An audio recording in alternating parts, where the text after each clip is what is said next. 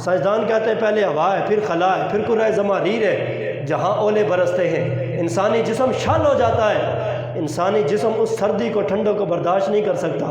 پھر زماریر سے آگے بڑا کرۂ ناری ہے جہاں فولاد بھی ڈال دیا جائے وہ بھی پگھل جاتا ہے، لوہا بھی رکھ دیا جائے وہ بھی پگھل جاتا ہے۔ سائنسدان کہتے ہیں کرۂ ناری سے آگے بڑھو آسمان آتا ہے۔ آسمان بسیط ہے، بسیط کا مطلب یہ ہے جس کے ٹکڑے نہ ہو سکے، جس میں سوراخ نہ ہو سکے، جس کو ٹوٹے ٹوٹے نہ کیا جا سکے، جس کو پھاڑا نہ جا سکے، جس کے اندر کوئی کھڑکی نہ ہو، جس کے اندر دروازہ نہ ہو، جس کے اندر روشن دان نہ ہو۔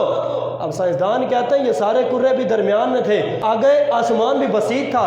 آقا حضور یہ سارے کرے عبور کر کے آسمان کے اوپر کیسے پہنچ گئے؟ کہا یہ ممکن نہیں ہے، کہا یہ ممکن نہیں ہے۔ امام راضی فرماتے اگر سوال کرنے والا کوئی کافر ہو اس کو تو جواب عقلی طور پہ دیا جائے گا، لیکن اگر سوال کرنے والا مومن ہو تو اس کو جواب رب کے قرآن سے ہی دیا جائے گا۔ بولو ذرا سبحان اللہ۔ سائنسدان کہتے ہیں کہ یہ سارے کرے حضور نے کیسے عبور کیے، لیکن آؤ سنو رب العالمین کا قرآن ہے۔ اللہ رب العالمین جناب عیسیٰ علیہ السلام کے متعلق فرماتا ہے، عیسائیوں نے کہا کہ انہیں قتل کر دیا گیا، انہیں سولی پہ چڑھا دیا گیا۔ رب نے فرمایا وما قتلوہ وما صلبوہ، میرے نبی عیسیٰ کو نہ ہی قتل کیا گیا نہ ہی سولی پہ چڑھایا گیا۔ یا اللہ پھر ہوا کیا؟ فرمایا وما قتلوہ یقینا بل رفعہ اللہ الیہ، عیسیٰ کو قتل یقینی طور پہ نہیں کیا گیا بلکہ رب العالمین نے انہیں بلند مقام پہ اٹھا لیا ہے۔ اللہ نے جناب عیسیٰ کو بلند مقام پہ، اور عیسیٰ علیہ السلام آج بھی آسمان دنیا کے اوپر موجود ہیں۔ کہاں پہ موجود ہیں؟ آسمان پر۔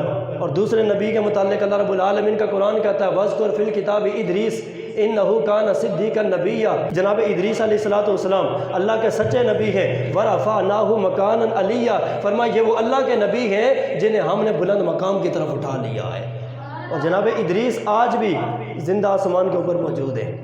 عیسیٰ بھی کہاں پہ موجود ہے؟ آسمان کے اوپر۔ جناب ادریس بھی کہاں پہ موجود ہے؟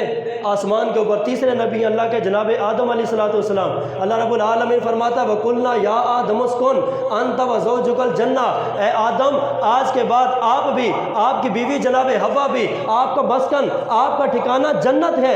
آج کے بعد آپ نے جنت کے اندر رہنا ہے، لیکن یہ جو درخت ہے اس درخت کے قریب نہیں جانا ہے۔ لیکن مشیت خدا بندی کہتا ہے جب آدم نے دانا کھا لیا رب نے فرمایا اہبطوا بعضکم لبعض عدو ولکم فی الارض مستقر، فرمایا اے آدم پہلے تمہارا ٹھکانہ جنت میں تھا، اب تم اور تمہاری بیوی دونوں زمین کے اوپر اتر جاؤ، آج کے بعد تمہارا ٹھکانہ زمین کے اوپر ہوگا۔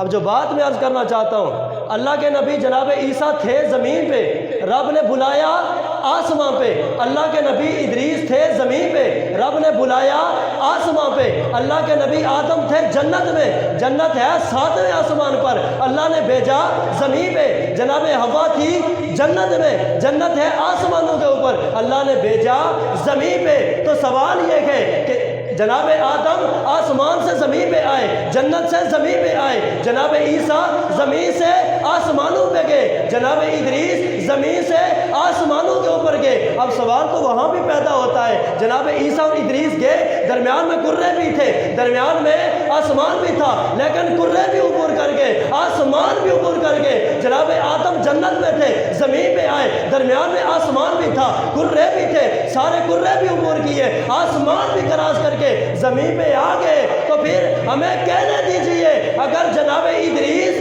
جناب عیسیٰ زمین سے آسمان تک کا سفر کر سکتے گے، جناب آدم جنت سے زمین تک کا سفر کر سکتے گے، ان کے درمیان میں کوئی کرہ رکاوٹ نہیں ڈال سکتا، آسمان رکاوٹ نہیں ڈال سکتا۔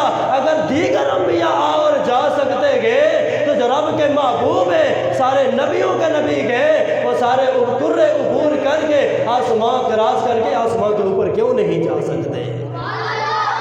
اگر جناب عیسیٰ اور ادریس یہ سارے کرے عبور کر کے آسمان پہ جا سکتے ہیں، جناب آدم سارے کرے عبور کر کے آسمان کراس کر کے زمین پہ آ سکتے ہیں، تو امام الانبیاء کیوں نہیں آ اور جا سکتے؟